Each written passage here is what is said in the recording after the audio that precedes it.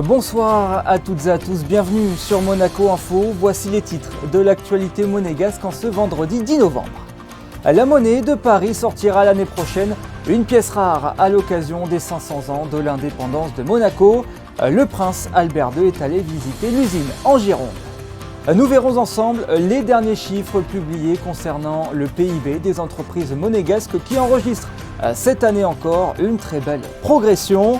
C'est un week-end fortement marqué par la charité en principauté avec notamment les célébrations du 25e anniversaire de l'association Les Enfants de Francky. Nous recevrons sa fondatrice Francine Giraudy. Ce samedi, départ de la No Finish Line 2023. Quels sont les objectifs de cette année? Comment se déroule cet événement? Nous verrons tout cela avec Ariane Favaloro, présidente de Children and Future. Et puis nous terminerons ce journal avec votre chronique Ceux qui font Monaco. Nous prendrons la direction du Garden Park avec Christine Datomel. Mais avant de développer ces titres, des images du One Planet Polar Summit qui se déroule actuellement à Paris. Le prince souverain s'est rendu sur place pour appuyer l'importance de ce premier sommet international consacré aux glaciers et au pôle arctique et antarctique. Chercheurs et scientifiques de plus de 40 nations glaciaires et polaires se sont retrouvés pour partager leurs constats et observations. Étaient également présents des experts du GIEC, des responsables d'institutions internationales, des représentants de populations autochtones ainsi que des leaders politiques. Avant ce One Planet Polar Summit, le prince Albert II s'est rendu hier à Pessac, en Gironde, à l'usine de la Monnaie de Paris. Il a pu y frapper lui-même la pièce rare destinée à commémorer les 500 ans du traité de Burgos à travers lequel Charles Quint a reconnu l'indépendance de Monaco en 1524. Je vous propose d'écouter le PDG de la Monnaie de Paris et l'une des responsables de production du site. Les images sont signées TV7. La principauté a une politique d'émission en matière de monnaie de collection qui est très sage parce que les tirages sont limités et on sait qu'en matière de collection, c'est la rareté qui fait l'intérêt. Et donc les collectionneurs apprécient beaucoup les pièces de Monaco, les pièces de collection, et nous sommes très heureux de pouvoir réaliser cela. C'est quelque chose, une visite assez exceptionnelle, ça se fait jamais presque sur une vie même de responsable de production. C'est vraiment un honneur d'avoir quelqu'un qui est aussi important, qui va pouvoir visiter l'usine. On est très fiers de pouvoir présenter ça. Et c'est ici que l'ensemble des pièces de monnaie courante et de collection monégasque sont frappées. Une vieille histoire de plus de 150 ans qui lie Monaco à la Monnaie de Paris. À Monaco, l'économie se porte à merveille. En témoignent les chiffres du PIB de la principauté sur l'année 2022.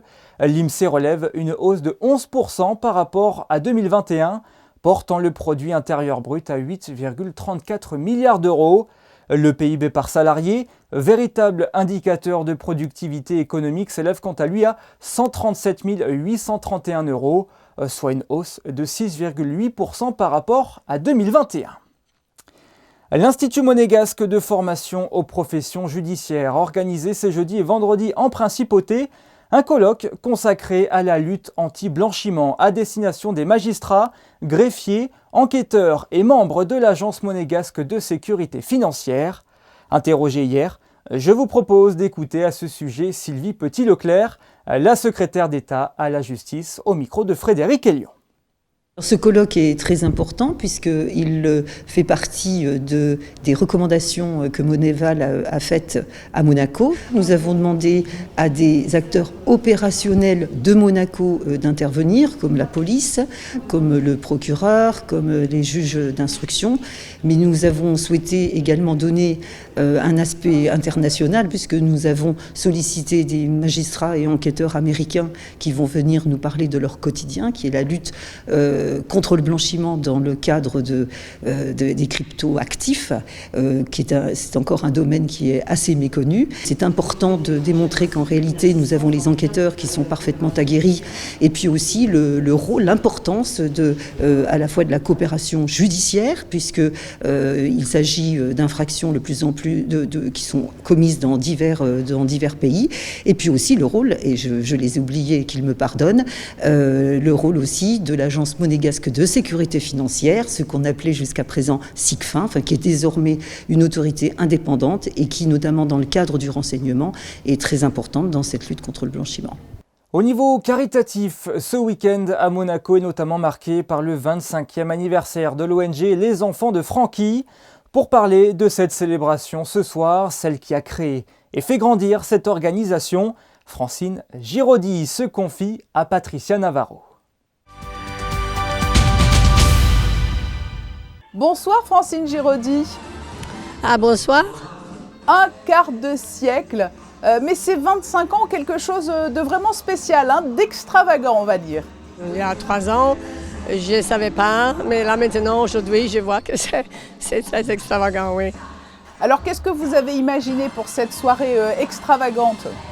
À fur et à mesure les mois qui allaient en avant, tout a commencé à arriver, à tomber du ciel, les artistes, un peu la musique.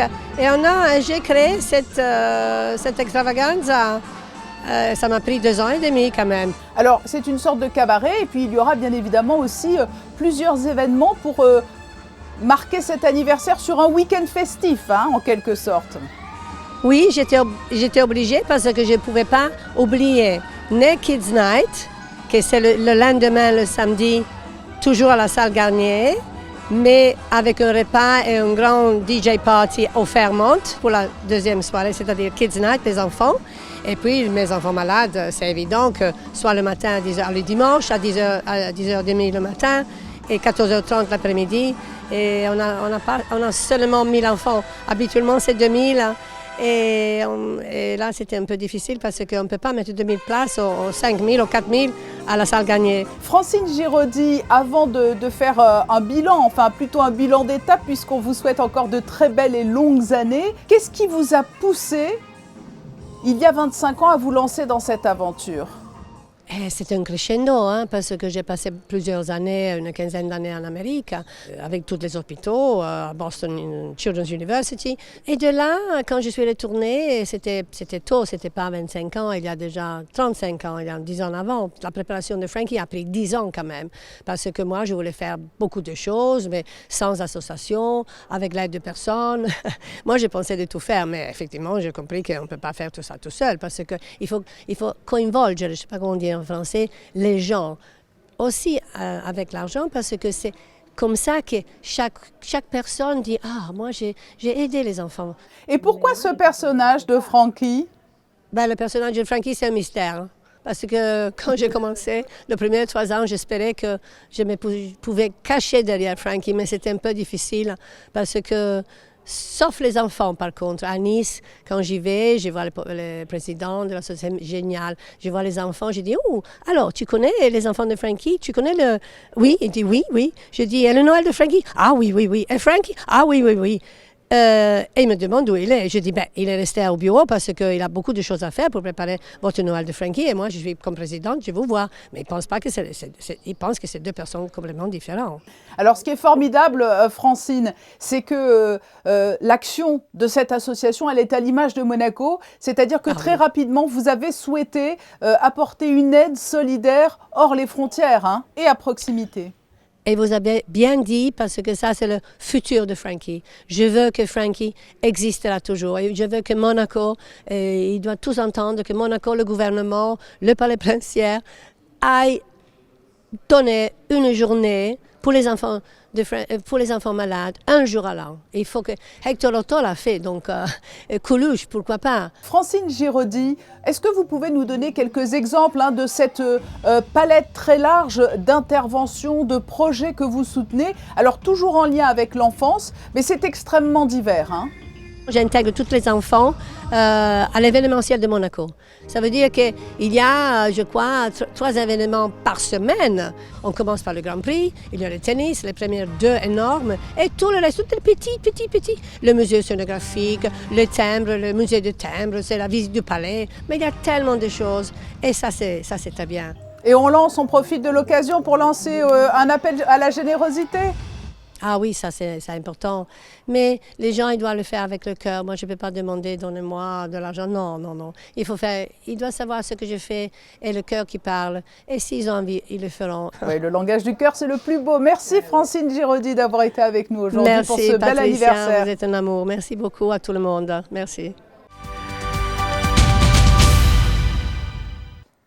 La Fondation Princesse Grace vient elle aussi en aide aux enfants hospitalisés et c'est à son profit que l'association De Fil en Aiguille organise une tombola pour tenter de remporter la broderie représentant la Scuderia Ferrari 2022 de Charles Leclerc.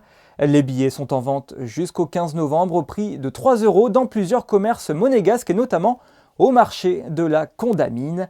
Le tirage au sort sera effectué le 21 novembre à l'hôtel Hermitage. Top départ de la No Finish Line ce samedi à 14 h au chapiteau de Fontvieille.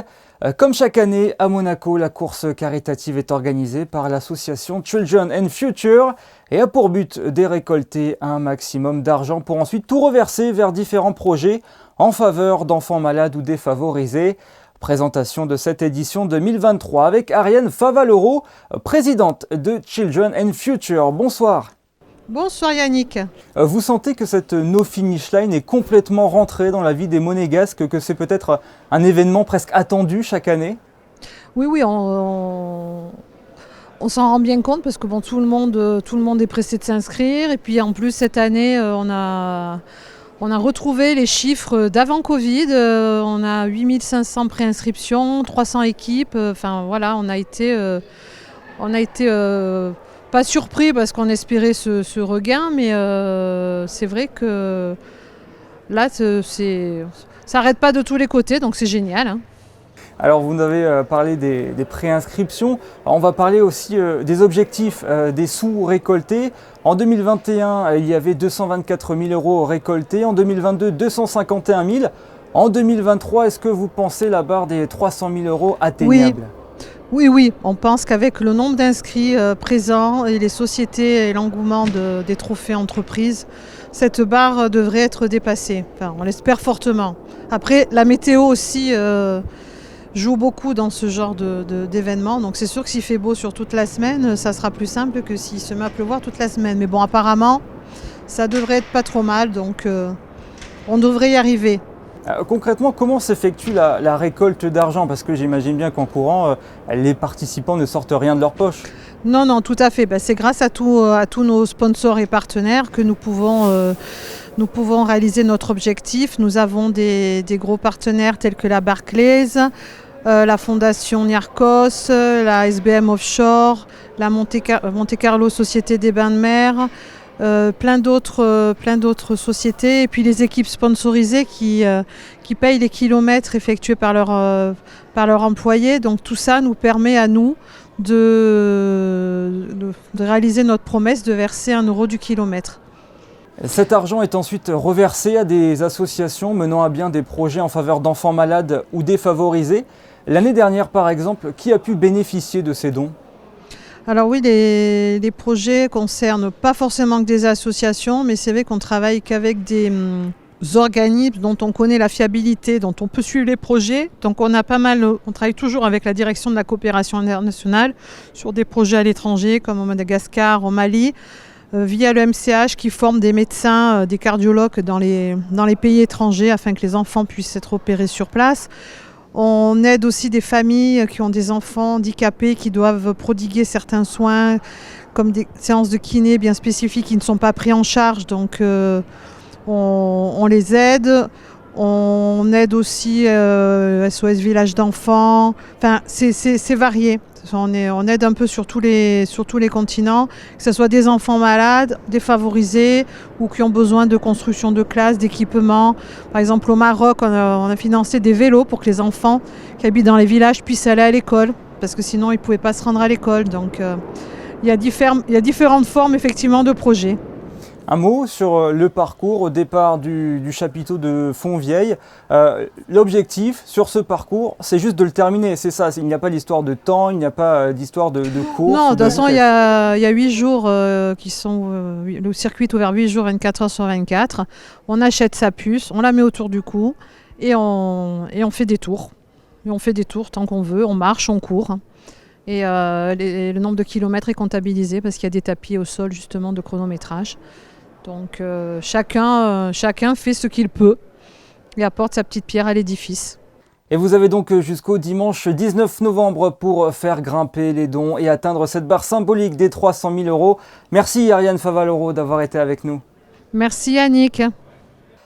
Un nouveau week-end de Ligue 1 pour Monaco, 3e du classement qui se déplace au Stade Océane ce samedi à 21 h. Face au Havre, les Rouges et Blancs vont tenter de lancer une série de victoires. Écoutez Youssouf Fofana aujourd'hui en conférence de presse. Sur certains matchs, il y a des joueurs comme moi, Golo, qui peuvent, entre parenthèses, prévenir un peu ceux qui viennent d'arriver et dire voilà, cette équipe, ce sera comme ça, ce match, il va se passer un peu comme ça, etc. Mais là, pour le coup, on les connaît presque pas. Ouais, on les connaît presque pas, que ce soit les joueurs qui viennent d'arriver ou les joueurs qui étaient déjà ici.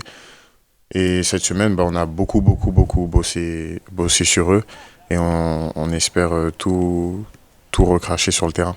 Sincèrement, sans faire la langue de bois, on prépare comme les 18 autres matchs parce que ça reste 3 points. Si ça avait été un peu plus ou un peu moins, ok, on aurait peut-être eu une approche différente. Mais que ce soit un promu ou ceux qui sont juste derrière nous, c'est le même nombre de points à l'arrivée si on fait une belle performance et s'il y a victoire. Donc on essaye d'être régulier et de garder ce cap, cette exigence, on va dire. On rentre aussi dans la période où les points vont compter. Entre novembre et février, il faut rester dans le wagon. Et après cette 12e journée de Ligue 1, le milieu de terrain français prendra la direction de Clairefontaine, puisqu'il a de nouveau été sélectionné par Didier Deschamps hier pour le prochain rassemblement de l'équipe de France. Youssouf Fofana aura l'occasion de jouer face à Gibraltar et face à la Grèce à l'occasion des éliminatoires de l'Euro 2024. Parlons théâtre, avec 2 représentations à venir en principauté. Dans le cadre du centenaire en hommage au prince Régnier III, la pièce Les Jours Heureux sera jouée 2 fois par le studio de Monaco, les 24 et 25 novembre au Théâtre des Variétés.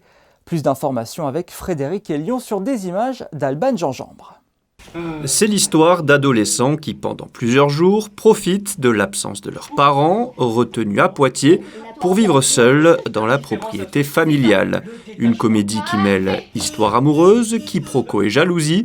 Les Jours Heureux, la pièce de Claude-André Puget, créée en 1938, sera jouée 2 fois en principauté dans le cadre du centenaire Régnier III par les comédiens du studio de Monaco. L'idée est venue du Palais, parce que dans cette année du centenaire de la naissance de Régnier III, on a voulu lui rendre un hommage à travers le théâtre, parce que lorsqu'il était jeune, pendant la guerre, à Montpellier, ils ont joué cette pièce, qui était une pièce relativement récente, puisqu'elle a été créée à Paris en 1938. Et en 1942 et en 1943, le prince Régnier l'a joué à Montpellier dans une troupe amateur où il trouvait du réconfort par rapport à la situation qui évidemment pour lui aussi était difficile.